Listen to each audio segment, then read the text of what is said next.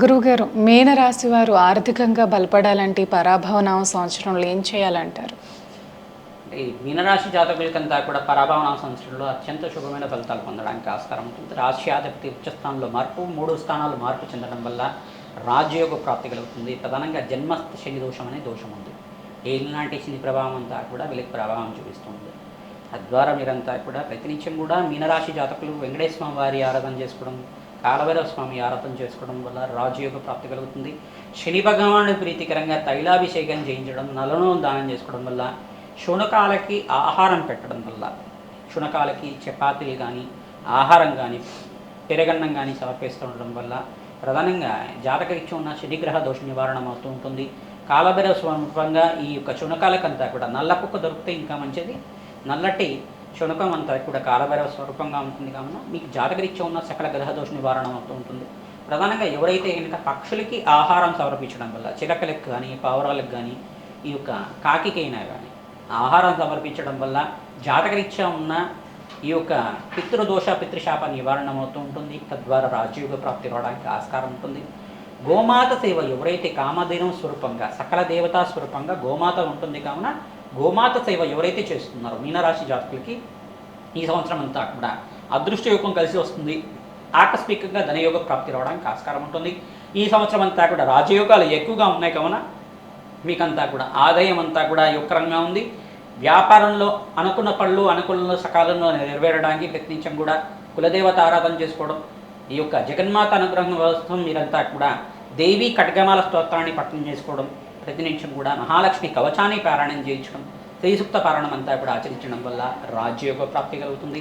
ప్రధానంగా సులభంగా మీరంతా కూడా దుర్గాదేవి దేవాలయంలో కానీ మహాలక్ష్మి దేవాలయంలో కానీ ఆడించిన పసుపునంతా కూడా మంచి క్వాలిటీగా ఉండే పసుపునంతా కూడా దానంగా ఇవ్వడం వల్ల మీకు మంచి శుభకార్యాలు నెరవేరడానికి ఆస్కారం ఉంటుంది. ఈ సంవత్సరం వివాహాది శుభకార్యాలు జరుగుతాయి. మంచి సంఘంలో గౌరవం పెరుగుతుంది. పేరు ప్రఖ్యాతాలు గణిస్తూ ఉంటారు. ఈ సంవత్సరం అంతా కూడా మంచి ఫలితాలు పొందడానికి ఆస్కారం ఉంటుంది. ప్రతినిత్యం కూడా నవగ్రహాలకు అభిషేకం ఆచరించుకోవడం, పరమేశ్వరుడికి అభిషేకాలు చేసుకోవడం, వెంకటేశ్వర స్వామి వారి ఆరాధన చేసుకోవడం వల్ల రాజయోగ ప్రాప్తి కలుగుతుంది. గురువుగారు, ఈ ద్వాదశ రాశుల వారికి ఏ విధంగా ఉండబోతుంది ఆర్థిక పరంగా? తప్పకుండా శ్రీ పరాభవన సంవత్సరం అనేది దీనికంతా కూడా అర్థం ఏంటిదంటే పరాభవం వస్తాయని చెప్పేసి అందరికీ కూడా మనస్పర్ధలు కలుగుతాయని చెప్పి, అపవాదాలు కలుగుతాయి, అవమానాలు కలుగుతాయని చెప్పేసి చాలామంది చెప్తున్నారు. కానీ దాని అర్థం అది కాదు. ప్రధానంగా చూసుకుంటే మన జీవితంలో మార్పు జరగడానికి ఆస్కారం ఉంటుంది. తద్వారా అనుకోని సంఘటనల వల్ల ఆకస్మికంగా ధనయోగ ప్రాప్తి రావడం కానీ, అనుకోని సంఘటన వల్ల అదృష్టం కలిసి వచ్చి ప్రతి విషయంలో కూడా మనకి మంచి జరిగే విషయాలు కలగడం కానీ, ప్రధానంగా చూసుకుంటే ప్రతి విషయంలో కూడా గ్రహాల యొక్క స్థితిగతి కారణమవుతుంది. ప్రధానంగా చూసుకుంటే ఈ యొక్క మానవ జీవితంలో మార్పు తీసుకొచ్చేది, జీవితంలో ఐశ్వర్యం ఆనందం తీసుకొచ్చేది అని అర్థం కూడా ఉంటుంది. పరాభవన సంవత్సరం అంటే సకల శుభకార్యాలు జరిగే అవకాశాలు ఉంటాయి. ప్రధానంగా ఈ సంవత్సరంలో మనం కేంద్రంగా చెప్పుకోవాలంటే గోచార చక్రం ఎప్పుడైనా కానీ శనీశ్వరుడు గోచారం ఏ రకంగా ఉంది, గోచారరీత్యా బృహస్పతి గోచారం ఏ రకంగా ఉంది, రాహు యొక్క గోచారం ఏ రకంగా ఉంది, మరియు కేతుగ్రహ గోచారం ఏ రకంగా ఉంది, ఈ ప్రధానమైన గ్రహాల యొక్క ప్రభావం మానవాళి మీద ఏ రకంగా ఉంటుంది గోచార చక్రం చెప్తూ ఉంటుంది. ప్రధానంగా శని గోచారంలో చూసుకుంటే ఈ యొక్క శనీశ్వరుడు అంతా కూడా మీనరాశిలో సంచారం చేస్తున్నారు. రాహు యొక్క గోచారం చూసుకుంటే డిసెంబర్ 5వ తారీఖు దాకా కుంభరాశిలో ప్రయాణం చేస్తూ మరియు స్థానచలనం జరుగుతుంటారు. అపసవ్య దిశలో అంతా కూడా స్థానచలనం జరుగుతుంది. మరియు కేతు యొక్క సంచారం అంతా కూడా సింహరాశిలో సంచారం చేస్తారు డిసెంబర్ 5వ తారీఖు దాకా, మరియు స్థానచలనం జరుగుతుంది. మరియు ఇక్కడ బృహస్పతి సంచారం అంతా కూడా అతిచారంలో మార్పు, మిథున రాశిలో మార్పు చెందుతారు. మిథున రాశిలో ప్రధానంగా చూసుకుంటే జూన్ 1వ తారీఖు నుంచి కర్కాటక రాశిలో ప్రవేశం చేస్తారు. ఈ కర్కాటక రాశి ఏమవుతుందంటే బృహస్పతికి అంతా కూడా అత్యంతమైన ఉచ్చస్థానం, అది బలంగా ఉంటారు. శీఘ్రంగా శుభఫలితాలు రావడానికి ఆస్కారం ఉంటుంది. గురుబలం వల్ల ఏంటిదంటే సంఘంలో గౌరవం పెరుగుతుంది, పేరు ప్రఖ్యాతలు గణిస్తూ ఉంటారు, వంశాభివృద్ధి కలుగుతుంది, సత్సంతాన యోగం కలుగుతుంది, వివాహాది శుభకార్యాలు జరుగుతుంటాయి. గృహయోగము, భూసంపద అంతా కూడా ఎవరి జాతకరీత్యా అయితే గురుబలం ఉందో వాళ్ళకంతా కూడా శీఘ్రంగా ఫలితాలు రావడానికి ఆస్కారం ఉంటుంది. మరియు ఇక్కడ శుక్రుడు, అంగారకుడు, సూర్య భగవానుడు అంతా కూడా యోగకరంగా ఉండాలి జాతకరీత్యా కూడా.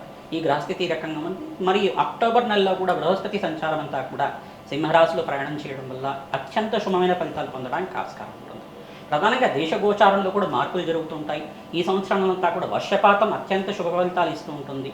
శీఘ్రంగా నైరుతి ఋతుపవనాల సకాలంలో పడడం వల్ల మంచిగా ఈసారి పంటలంతా కూడా 3 నుంచి 4 పంటలంతా కూడా రావడానికి ఆస్కారం ఉంటుంది.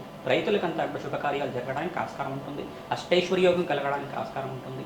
మరియు ఇక్కడ చూసుకుంటే ఇక్కడ ప్రధానంగా ఈ యొక్క ఆర్థికంగా స్థితిగతులు పెరగడానికి ప్రధానంగా బంగారానికి రేట్ ఎక్కువ పెరుగుతుంది. బంగారం అంతా కూడా బంగారం జ్యువెలరీ బిజినెస్ చేసుకునే వాళ్ళకి బంగారము, వెండి మరియు ప్లాటినం అనే ఈ యొక్క ద్రవ్యాలకంతా కూడా ప్రధానంగా చూసుకుంటే వీటికంటే పదార్థాలకంతా కూడా మంచిగా రేట్ ఎక్కువగా పెరగడం, ఎక్స్పోర్ట్స్ ఎక్కువగా జరుగుతుంటుంది, ఎగుమతులు ఎక్కువగా జరుగుతుంటాయి. ప్రధానంగా చూసుకుంటే సిరిధాన్యాలకి, శనగలకి మరియు పచ్చ అంటే పెసర్లకు కానీ పచ్చగా ఉండే కూరగాయలకు ఏవైనా కానీ ఆకుకూరలు కావచ్చు, పచ్చగా ఉండే కూరగాయలకంతా కూడా రేట్ ఎక్కువ పెరగడానికి ఆస్కారం. నిత్యావసర వస్తువులకు కూడా రేట్ ఎక్కువ పెరుగుతూ ఉంటుంది.